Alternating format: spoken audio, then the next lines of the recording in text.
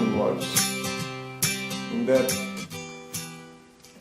I was in Japan and I bought some slides in the Tokyo Museum, and one of the slides was of a screen of crows which the artist has done. I think it was 18th century. I'm not sure about the date, but I think it was 18th century. Anyway, I was enamored by this thing, and I kept it for a long time, and once, then much later, in my studio in Nizamuddin, Jangpura, I had a small Barsati as a studio. I'd been painting during the day, and I suddenly thought of this particular slide, and I thought I'd like to see it. I hadn't seen it in a long while. So I put it on in my projector, which was a very small projector, about that size. But it had I didn't realize it at the time, but it had it was very wide angled. So I didn't realize this. But I put the slide in, and I put a small canvas in front so that I could project it and see what it looked like.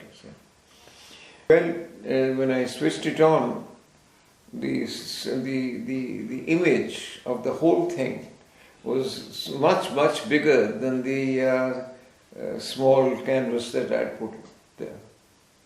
So the crows went all over my studio, and I looked at this thing and I thought, I forgot about seeing the slide. I thought, what a terrific thing that my studio is just full of crows, My painting table, this very table, they were underneath the papers lying there, and the crows went onto the paper, and so on and so forth. So I thought it'd be wonderful if I could paint it, being a painter.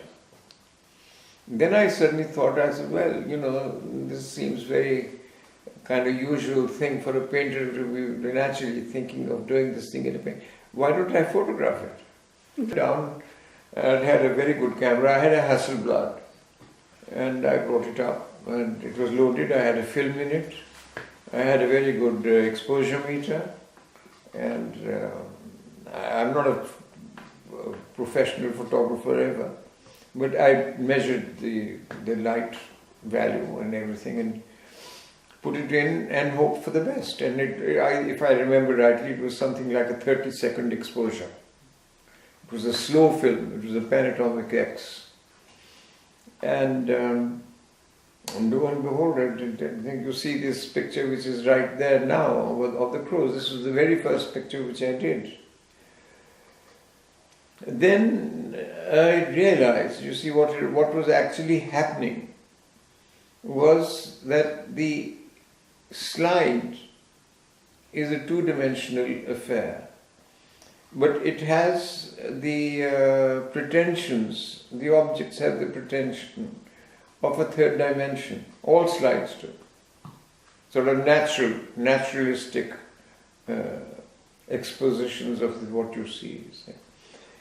And when actually you project this two-dimensional object onto a three-dimensional object, which is the table in my room, chairs, paper underneath, and so on, then there is a certain distortion which has to take place, because the image then goes around, curls around, and goes over.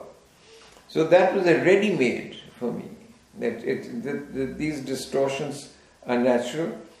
I'm also at the same time exposing the fallacy of the two-dimension, of the three-dimension rather. The fallacy of the three-dimension which is implicit in a slide. And from there I started working forwards. I started doing all sorts of things. I started making arrangements.